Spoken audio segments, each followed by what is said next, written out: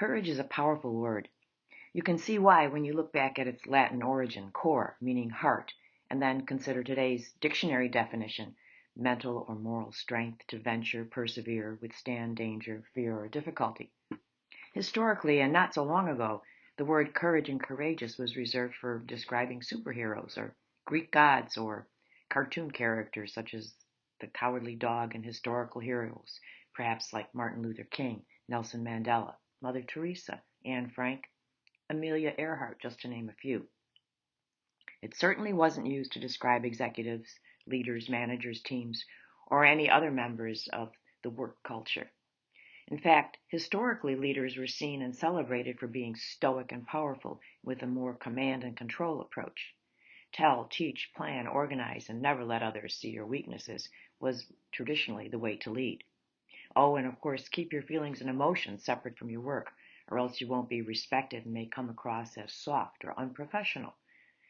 The words courage, vulnerability, and trust were words used in counseling, psychiatrists' offices, but not in boardrooms or executive offices.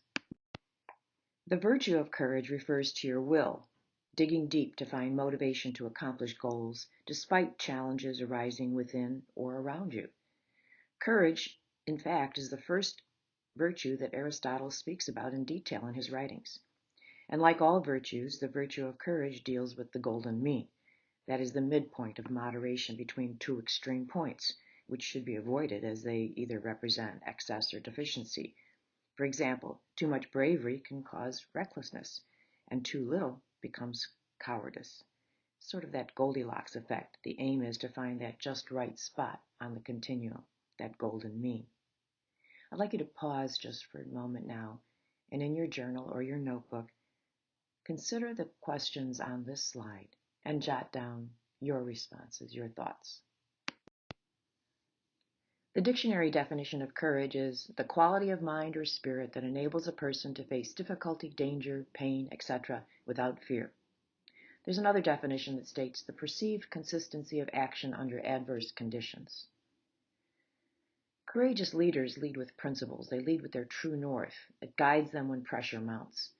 They don't shrink bold actions because they fear failure. They don't need external adulation, nor do they shrink from facing criticism. There are literally thousands of competent managers who can run organizations efficiently, but very few with the courage to transform their environment. I thought you might enjoy this very famous quote by Maya Angelou. Individuals with courage do the right thing, even though it might be unpopular, actively discouraged, or even result in a negative outcome for them. They show an unrelenting determination, confidence, and perseverance in confronting difficult situations, and they rebound quickly from setbacks. So what happens in a school when people do show courage? Generally, decisions are made despite uncertainty. You will find opposition to bad decisions. And politics and bureaucracy tend to wither because innovation tends to thrive. Now, conversely, what happens to a school when people lack courage? People tend to go with the flow, even when the flow is based on bad decisions or is perhaps headed in a bad direction. Rather than maximizing the upside, people focus on minimizing the downside. A kind of muteness prevails as people understand that contrarian view is not welcomed. I'm going to ask you to pause once again and go back to your journal or your notebook and reflect on what we've talked about so far and see if you can think back to an occasion when someone stood up for you. Was it easy for that person to go against the herd? Is that memory sharply edged in your memory? If so, why? A number of thought leaders have published around the concept of courage and leadership. We're going to explore several of those. You may even want to take note of similarities and differences as we explore. First, we're going to look at Mary Croissant and her colleagues, and they have identified 5 character elements that they say contribute to the leadership virtue of courage. First of all, they talk about a brave leader, a leader who does what he or she believes to be right, even in the face of adversity. Brave leaders stand up for personal beliefs and values, and they stand up for others. Next, they talk about the determined leader, the one who displays resolve. He or she stays committed to seeing things through. Daily life as a leader can be hard, and it tugs at us and tempts us away from the course we're trying to stay on. Determination is what keeps us on that course. Now, that being said, some undertakings are truly impossible, and it makes little sense to remain determined in the face of insurmountable obstacles that could potentially lead to escalated commitments and wasted resources. So it's very important for leaders to know the difference. But when the undertaking is not impossible and the outcome would make a significant difference in the lives of the others, determination can be the fuel that makes it happen. Then they talk about being tenacious. Being tenacious is very closely related to determination. A tenacious leader finishes things despite obstacles, difficulties, and discouragements. Tenacious leaders work hard over extended periods of time, and they follow through on their goals. If you remember your history lessons, or if you've been watching the Netflix series The Crown, as I have, you may recall that Winston Churchill was a leader that embodied tenacity. One of his most famous speeches eloquently defined tenacity as he saw it. He said, "We shall not flag or fail. We shall go on to the end. We shall fight in France. We shall fight on the seas and in the oceans. We shall fight with growing confidence and growing strength in the air. We shall defend our island, whatever the cost may be. We shall fight on the beaches. We shall fight on the landing grounds. We shall fight in the fields and in the streets. We shall fight in the hills. We shall never surrender." Next, let's take a look at being resilient. Resilient leaders withstand difficult conditions and endure. They recover quickly from setbacks, and as the old saying goes, they believe that which does not kill us makes us stronger. Mary Croissant and her colleagues suggest that we think of the Peanuts comic strip and Lucy and Charlie Brown and the whole football kicking piece. While we might not admire his judgment, Charlie Brown certainly was resilient. And then there is confidence. Confident leaders demonstrate self-assurance in their abilities, decisions, and actions. Like courage, confidence can be contagious when modeled by leaders. Franklin Roosevelt was famous for the words that he spoke in his first inaugural address. He said, "The only thing we have to fear is fear itself." Americans at that time in history took great courage from his display of confidence. A number of thought leaders have published around the concept of courage and leadership. We're going to explore several of those. You may even want to take note of similarities and differences as we explore. First, we're going to look at Mary Croissant and her colleagues, and they have identified 5 character elements that they say contribute to the leadership virtue of courage. First of all, they talk about a brave leader, a leader who does what he or she believes to be right, even in the face of adversity. Brave leaders stand up for personal beliefs and values, and they stand up for others. Next, they talk about the determined leader, the one who displays resolve. He or she stays committed to seeing things through. Daily life as a leader can be hard, and it tugs at us and tempts us away from the course we're trying to stay on. Determination is what keeps us on that course. Now, that being said, some undertakings are truly impossible, and it makes little sense to remain determined in the face of insurmountable obstacles that could potentially lead to escalated commitments and wasted resources. So it's very important for leaders to know the difference.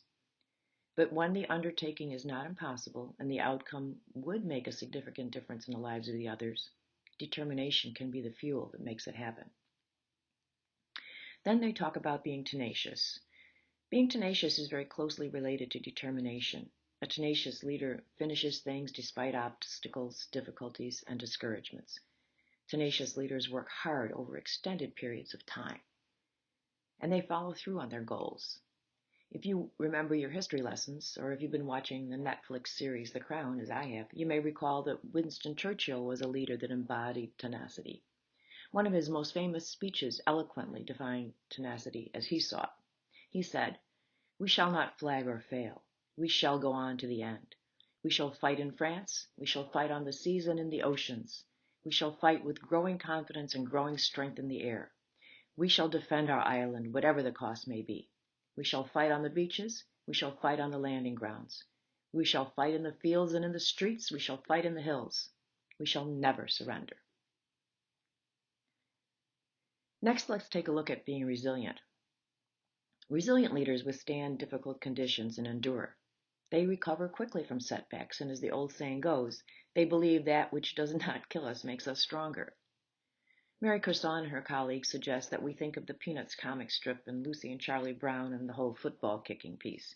While we might not admire his judgment, Charlie Brown certainly was resilient. And then there is confidence. Confident leaders demonstrate self-assurance in their abilities, decisions, and actions. Like courage, confidence can be contagious when modeled by leaders. Franklin Roosevelt was famous for the words that he spoke in his first inaugural address. He said, "The only thing we have to fear is fear itself." Americans at that time in history took great courage from his display of confidence. It's time again to pause, to think, reflect, and to maybe write some things in your journal or your notebook. Can you think of a situation in the past where you did not, in retrospect, match up to your own standards of courage? What stopped you? What did you learn? Courageous leaders make unpopular decisions and stand up for unworthy goals. They often exhibit confidence and resilience, and usually do not fear confrontation or difficult conversations. They calculate and take measured risks, and they keep their self-righteousness in check. In reality, courage in any leadership role can be demonstrated in small moves, as well as in large ones. In general, courageous acts are an expression of the individual standing up, being committed to the team goals. Courageous leaders are willing to take a stand for things that will bring about positive change. Thought leader Rushworth M. Kidder, founder of the Institute for Global Ethics and an advisor on many other ethical research boards, has made moral courage a subject of his studies. In his book entitled Moral Courage, Kidder identifies 3 elements of moral courage: a commitment to moral principles, an awareness of the danger involved in supporting those principles, and a willing endurance of that danger. Kidder posits that in order to be morally courageous, you have to honor each of these 3 components. You have to have principles, really value them, and be astute enough to apply them, prioritize them in an ambiguous real world. You have to recognize the risks and look honestly at the consequences of both action and inaction. And you have to draw on your character and your experience to give you the faith that allows you to take risks for your principles. If you don't work with all 3 components, you end up with a lopsided and ineffective counterfeit of moral courage. If you know your principles and are willing to endure hardship, but you haven't really assessed the risks of action and inaction, you'll end up exhibiting foolhardiness or self-righteousness. If you know the danger and can endure it, but you're not acting on principle, you're exhibiting a different virtue, simply physical courage. If you know how your principles apply and you know the dangers, but you don't think you have the character to stand and fight, then you are exhibiting timidity.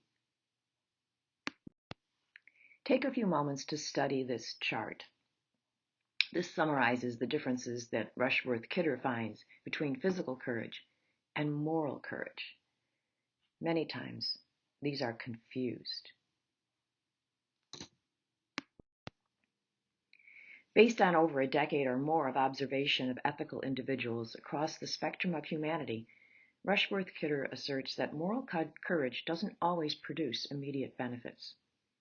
For him, standing up for values is the defining feature of moral courage. Having values is different from living by values. In defining moments of our lives, values count for little without the willingness to put them into practice. So for Rushworth Kidder, courage is all about assessing risks and standing up to hardships they may bring.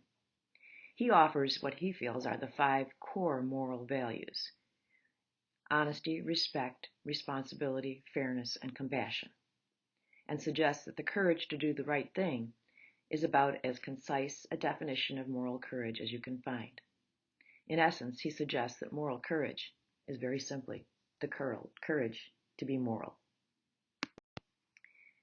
Please use the link that you see on this slide to take you to the Personal Values Assessment site, and you can take a free assessment there.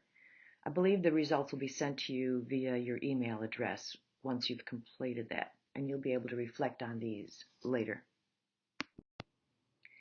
Kidder offers a 7-step model or moral courage checklist.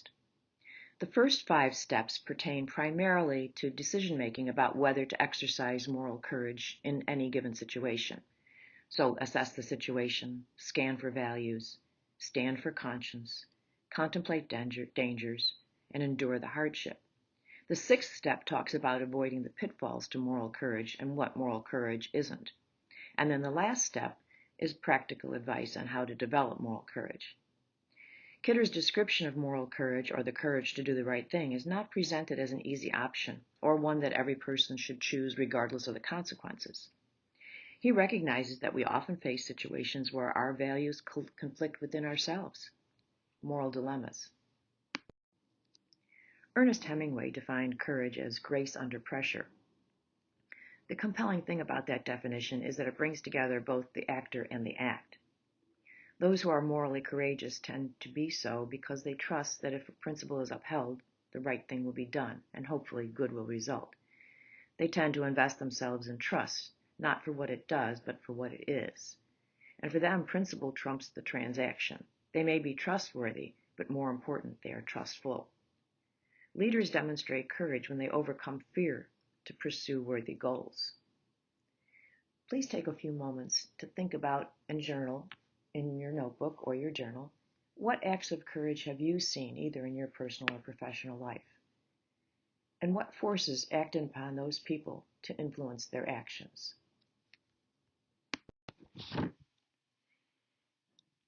Harvard Business School professor Nancy Cohen says that a courageous leader is an individual who's capable of making themselves better and stronger when the stakes are high and circumstances turn against that person. Most of our lives, she says, we are beset by crisis, and courageous leaders are not cowed or intimidated. They realize that in the midst of turbulence, there lies an extraordinary opportunity to grow and rise. She suggests that while there are a range of workplace competencies that characterize effective leadership, there are also key emotional traits and behaviors that professionals need to access and nurture in order to bring out the best in themselves. Among those, the trait is courage. She offers 5 characteristics of a courageous leader. First, she discusses authenticity. Cohen says that authenticity is foundational to courageous leadership. A recent study found that followers' perception of authentic leadership serves as the strongest predictor of their job satisfaction, organizational commitment, and workplace happiness. Research also shows that organizations which are comprised of leaders who are true to themselves demonstrate improvements in both followers' trust and performance. The first step to becoming an authentic leader, Cohen says, is to focus on self-improvement. She says authentic leaders begin with the will and the commitment to work on themselves, day by day and week by week. Next, she talks about resilience. Leadership can be challenging, and when complex problems arise, you need to be prepared to meet them head-on and be resilient as you work toward a solution. Resilience is the capacity not only to endure great challenges, but to get stronger in the midst of them, Cohen says. She adds that resilience isn't something everyone intrinsically possesses, but that it's a learned capability that leaders can hone with experience. She notes that each time we navigate through a crisis and find a little strength in it, we're able to pick out an insight we can learn from. At the same time, if we resolve not to get bitter, weaker, or smaller, or more frightened, but rather to get a tiny bit braver. A leader's ability to do this is profound not only for him or herself, but also for the impact it exerts on others and a larger mission.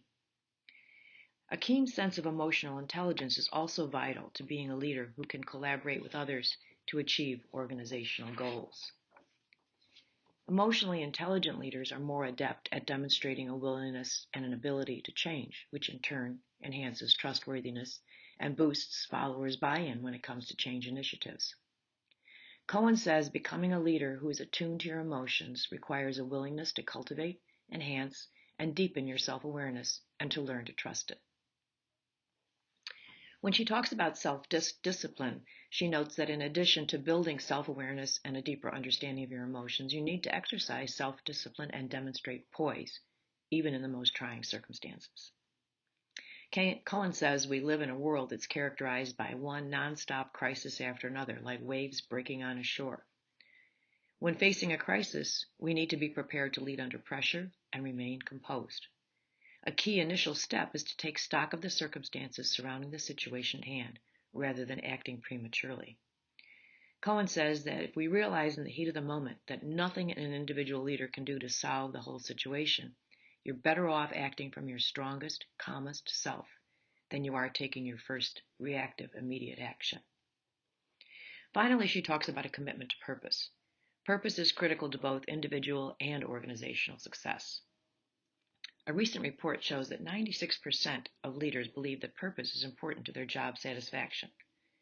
So for you and your school to reap these benefits, it's imperative to consider how you can be more purpose-driven and leverage your organization's objectives to instill your team with a sense of mission.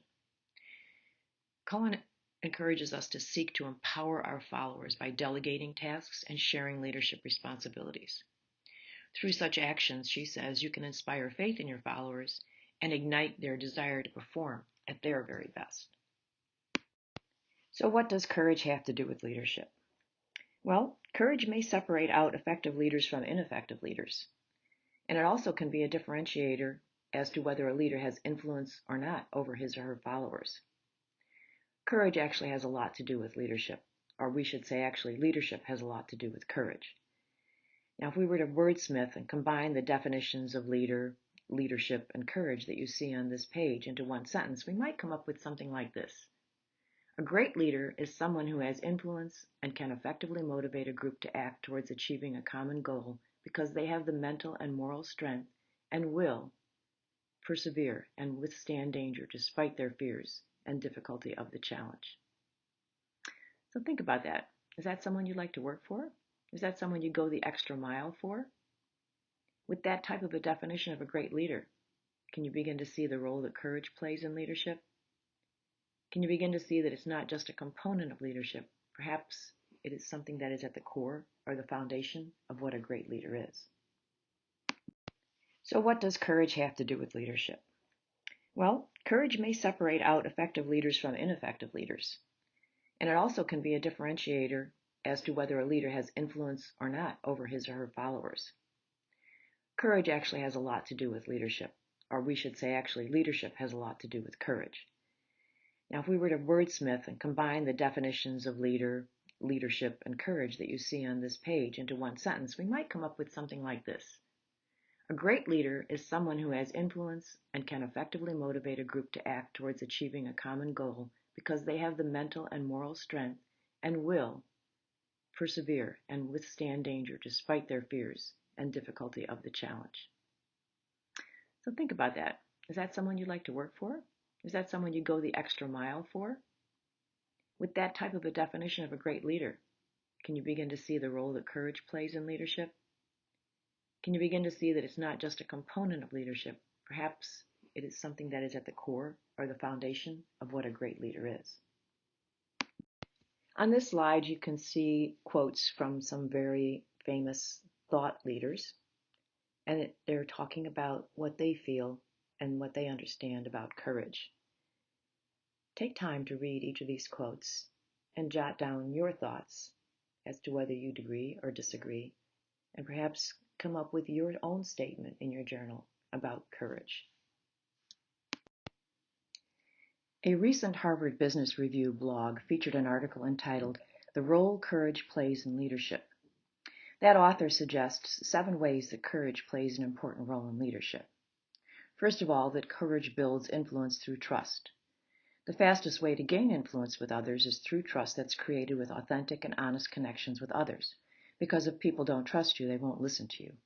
And it takes courage to be authentic and share your strengths and weaknesses with each other because that involves vulnerability, and vulnerability is often uncomfortable. But the more real and authentic you can be, no matter what it is that's being said, the more trust you can build with others. And the more trust you build, the more influence you have. Next, courage builds accountability. The biggest reason people avoid holding others accountable is because they're afraid of the outcome and what will happen during the conversation. They're either afraid of how uncomfortable they will feel or how the recipient will feel and respond. With courage, you feel that fear, but you do it anyway because it's the right thing to do. With courage, more people can hold each other accountable despite their position or rank in their organization because they're not afraid to stand up or call each other out. Number 3 is the courage to build capacity for conflict. Just like accountability, we often fear conflict with others because it feels uncomfortable and we don't know how to work our way through it. Conflict can be anything from challenging someone's idea in a meeting and having productive, spirited debates to emotionally charged confrontations and issues between individuals. Either way, conflict is important and necessary in organizations, small or big, and learning how to have healthy, productive conflict is key. With courage, people are more likely to stand up and challenge others, challenge ideas, take responsibility for themselves, and engage in necessary conversations to solve problems. Courage grows our capacity for conflict by helping us to embrace the fear and discomfort that comes along with it. Fourthly, courage builds moral strength and integrity. Sometimes it's easier just to go along with things instead of speaking up, even if it's about something wrong or immoral. But this is how employees and leaders become bystanders and enablers of unacceptable behavior or activity. And this is when work environments become toxic and employees disengage. Courage gives individuals the strength to speak up about things that aren't right or should not be tolerated, even if it's uncomfortable to do so. And when people can do that, a safe, open, and accepting work culture is created where people want to come to work, they want to engage, and they want to show up as their best. Courage also builds collaboration and teamwork. As courage helps to build things like trust, our capacity for conflict, and moral strength, collectively through these elements, it helps to form the building blocks for collaboration and teamwork. Because teams won't work together well and people are generally not willing to collaborate and share with others unless they can trust, feel respected, and feel emotionally safe around them. Courage also builds the capacity for taking risk. Risk is a necessary ingredient for growth, innovation, creativity, and success, but it can be a scary thing because of the success or fail nature of it. With risk, it wouldn't be risk without the element of failure.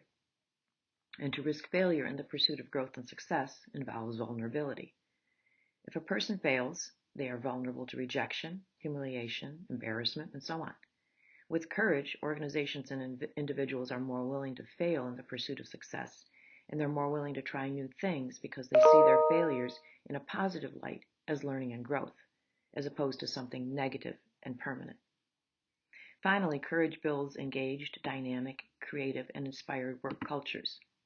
How people feel at work determines how they're going to engage at work. Organizations that value courage create work environments where people feel safe, respected, and acknowledged.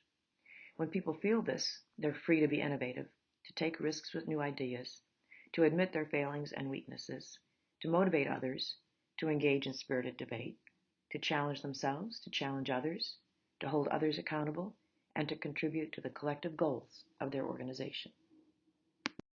On slides 19 through 23, you're going to go through a self-assessment exercise. Researchers have developed this scale for measuring professional moral courage as one of the leadership competencies. The items in this self-assessment are useful for showing what courage involves in organizations. Please take the time to assess yourself on each slide and score yourself by theme by adding and dividing by 3 for an overall score. And you're going to add all the scores and divide by 15.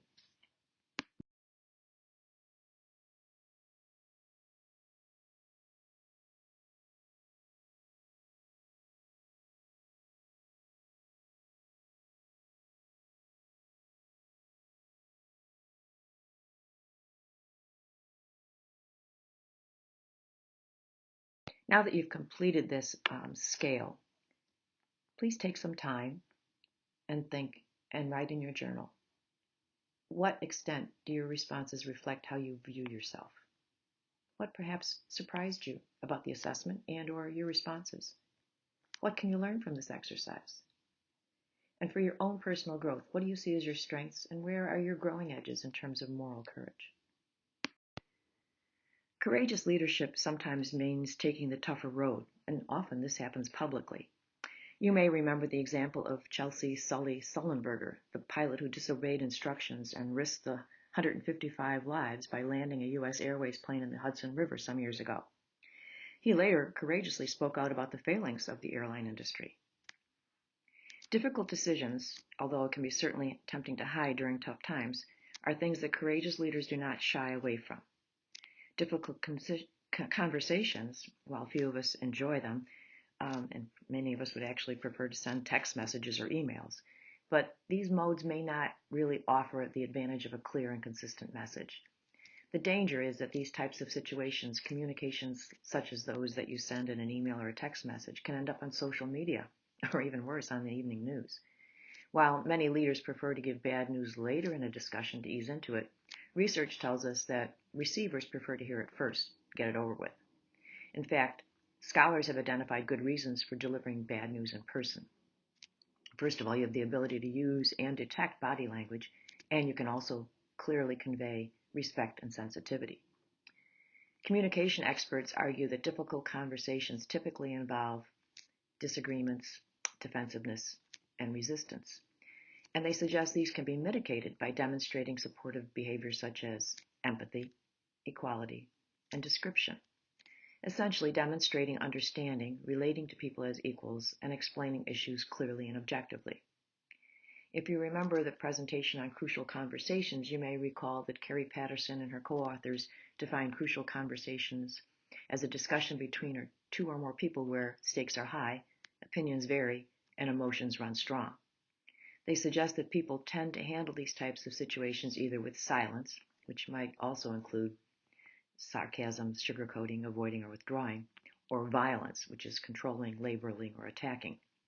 That being said, courageous leaders have difficult conversations without going to either extreme. A direct approach to difficult conversations would seem to be the best approach, and that does take courage.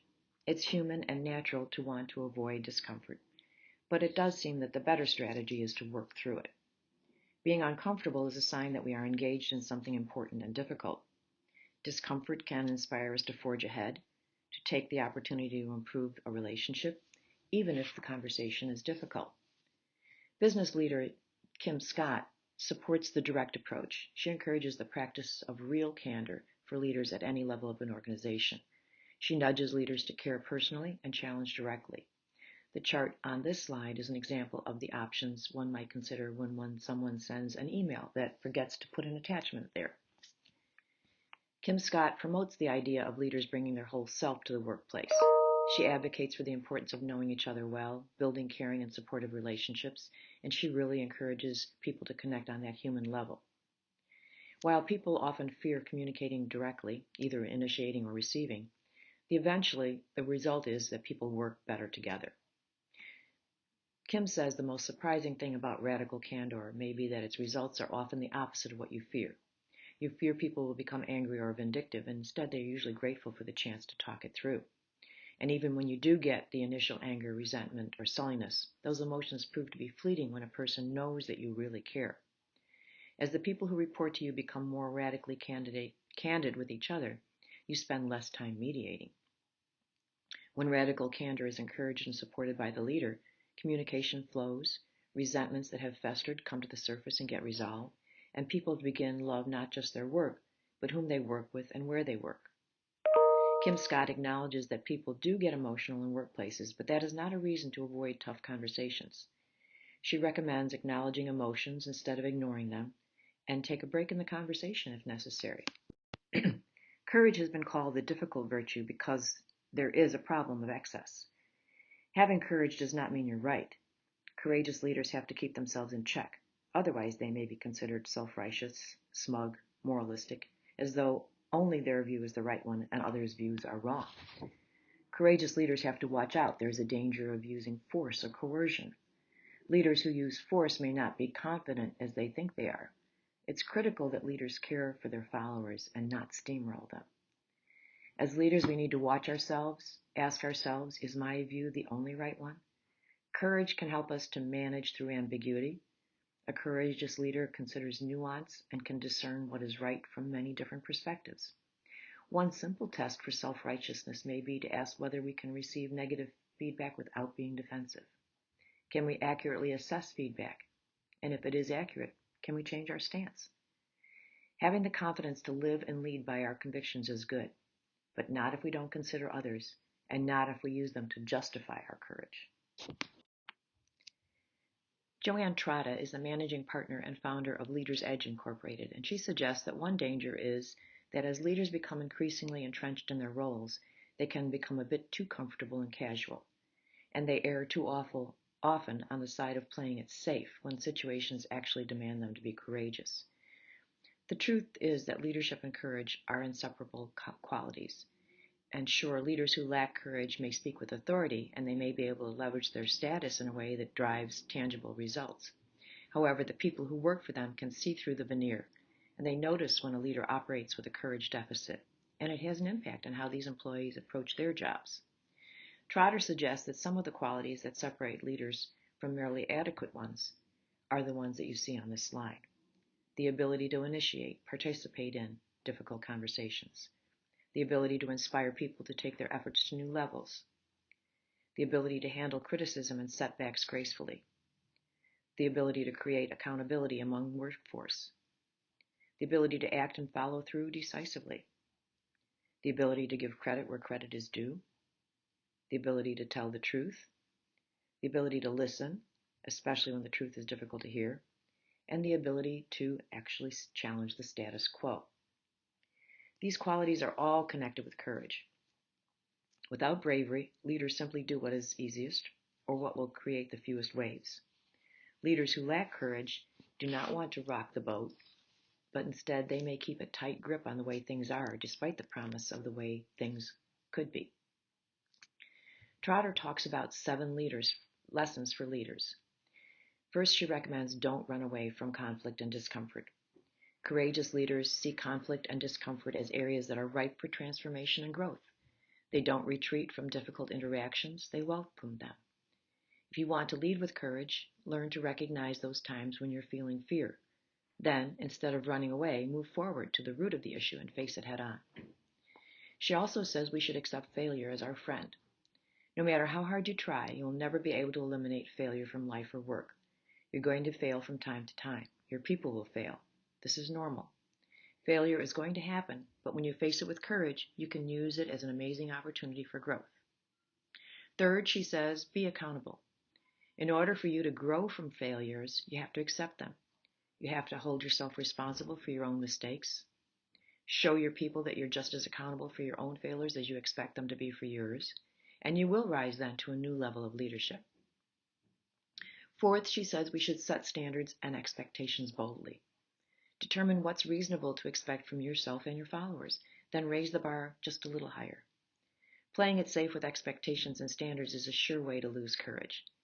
Don't be afraid to ask your followers to aim a little higher, and be sure to challenge the expectations and standards that you have set for yourself as their leader. Fifth, she says we should sharpen our decisiveness. The longer we lead, the more likely we are to hem and haw and avoid making tough decisions. At the end of the day, people are looking to you to make decisions. That's what leadership is all about. Avoid procrastination with your decision making. You want more yes and no and less maybe. Finally, she says we need to delegate. You may think that taking on more work than you can handle is courageous, and it's a huge mistake. Learning to delegate effectively is one of the most courageous things you can do as a leader. It requires you to trust people, let go of control, which can be incredibly scary. When you delegate effectively, you show people you trust them, you build courage among your workforce, and you get more done. Let's pause here and go to your email for your personal values assessment report. From the 10 values that you chose, narrow that list down to the 3 that are most important to you and put those in your journal. From the 10 values, you want to choose 3 that you would also like to live more fully. Put those in your journal as well. As hopefully you can see now, courage is not something outside of or a small component of leadership. It's actually the foundation of good leadership and great work cultures. So as a future leader, perhaps the first step is to start with courage and see where it takes you.